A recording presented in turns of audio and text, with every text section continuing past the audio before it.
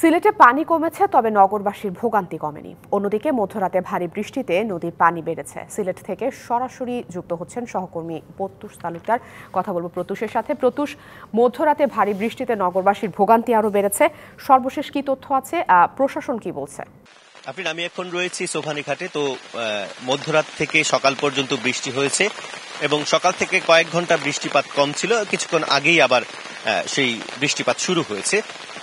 আসলে বৃষ্টিপাতের ফলে যে সমস্যাটি হয়েছে, যেমনটি বলছিলাম আগে, সুরমা নদীর পানি সিলেট পয়েন্ট অর্থাৎ সিলেট সিটি পয়েন্টে কিন্তু দুদিন ধরেই বিপদসীমা অতিক্রম করেছে এবং যদিও গত রাত থেকে সকাল পর্যন্ত টানা বৃষ্টিপাত হয়, গতকালের চেয়ে আজ কয়েক সেন্টিমিটার পানি কিন্তু সিলেট পয়েন্টে বেড়ে গেছে, যেটি আসলে এর আগের দিন কমতিতে ছিল, যে কারণে সুরমা নদীর পানি উপচে ছড়া এবং খাল হয়ে সিলেট নগরীর বেশ কয়েকটি এলাকায় প্রবেশ করেছে।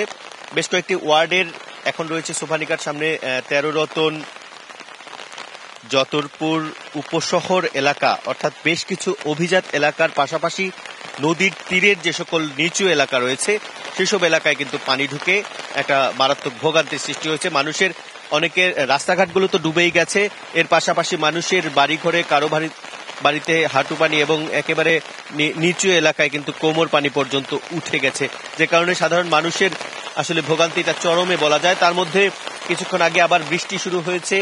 আমরা দেখেছি সকাল থেকে ভোর ৬টা থেকে ৯টা পর্যন্ত আমরা দেখেছি রাতের যে পানি জমেছিল সেই পানি কিছুটা নামতে দেখেছি।